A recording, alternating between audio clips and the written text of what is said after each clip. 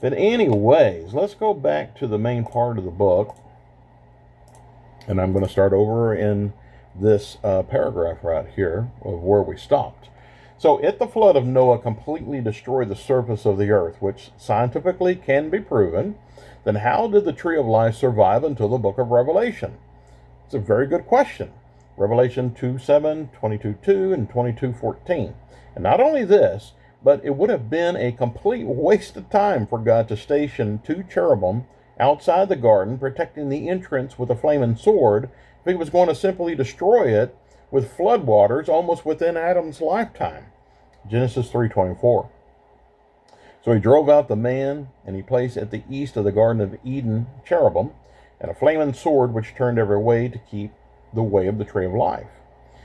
Not only, but again, considering 2 cherubim stationed outside of it, protecting the entrance to the tree of life with a flaming sword, how were nations that weren't even considered to be the primo-typical godly people, such as the Hebrews were, God's chosen people, how were they allowed to dwell within it? Egypt and Assyria and all the other nations. Surely, if we insist that this garden was only natural, then where is it at today?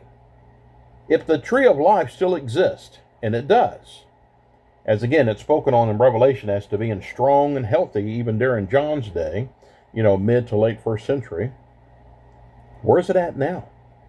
Trying to reason all this out makes the possibility of the garden's naturalness to become an impossibility.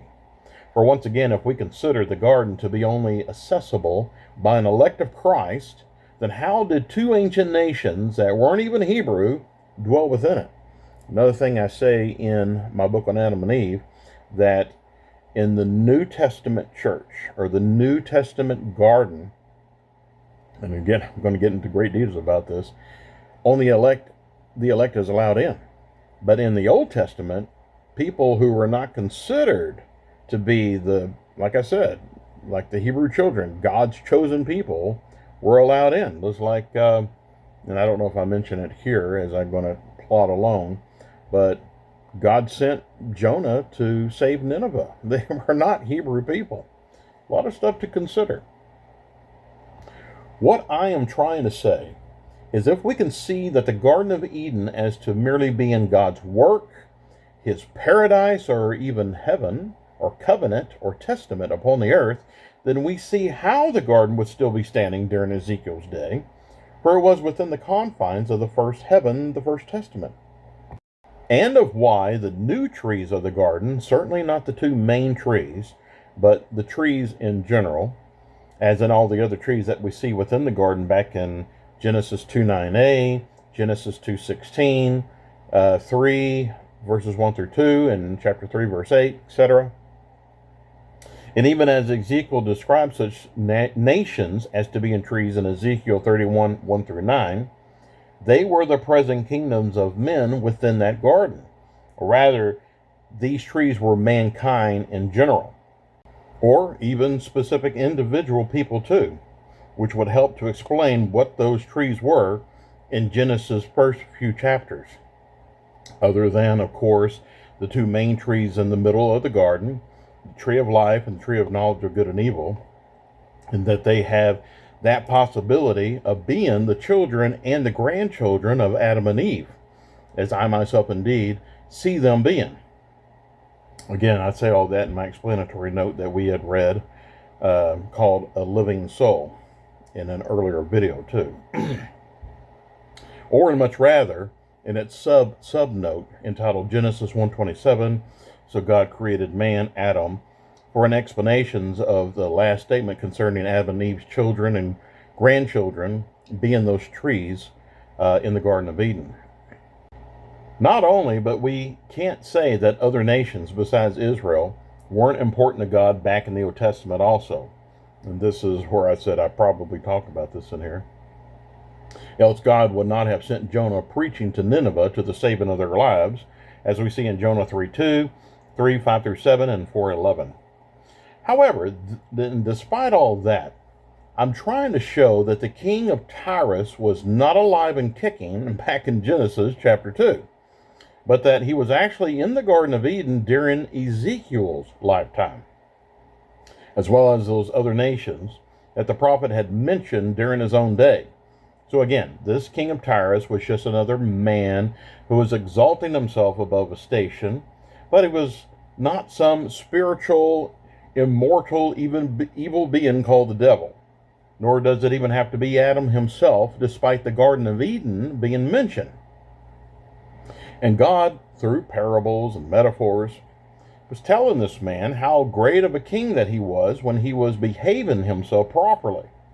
But then, when he saw himself as to being a god, he was brought down low and was kicked, like Adam, out of the garden of God, out of God's plans. In fact, with the other things that messenger had said to the king of Tyrus, we would think that every commentator of the Bible would be quick to say that this man indeed was the devil. And yet, that's not all of what I found. Surely many say so, but others have, despite the elaborate and colorful messages of the scriptures, seen nothing but a mere man exalting himself in a way that he should not have. Let's start with John Gill's exposition of the entire Bible. This is a summary of what he says. Yet you are a man and not God, as it says in Ezekiel 28:2. A frail, weak, mortal man, and not the mighty God, as his later destruction had shown. You have been in the Eden of the garden of God, in Ezekiel 28:13. Not that the king of Tyre was literally there, being in Genesis, that is, or even dwelt in it, that is, again, during Adam's day. But his situation in Tyre was as safe and as pleasant and delightful as Adam's was in the Garden of Eden, as Adam was in Genesis. At least in his own imagination, anyway. So says the Targum. You delight yourself with plenty of all good things and delectable ones, as if you dwelt in the garden of God. In the mystical sense, metaphorically, this designs the church of God, which is an Eden, a garden, a paradise. Continuing, he says, every precious stone was thy covering. Not only the covering of his head, his crown, it was decked with jewels and precious stones of all kinds, but his clothing and the covering of his body were adorned with them. So says again the Targum, all precious stones were set in order upon your garments. The sardis, topaz, and the diamond, the beryl, the onyx, and the jasper, the sapphire, the emerald, and the carbuncle, and gold. These are 9 of the stones which were in the breastplate of the Jewish high priest. I've got an explanatory note for that in just a minute after I finish this. In the day that you were created. Oh, you know what? Let's go ahead and go there now, because I'm actually starting another subject here, even though it's still within John Gill's exposition of the entire Bible commentary quote.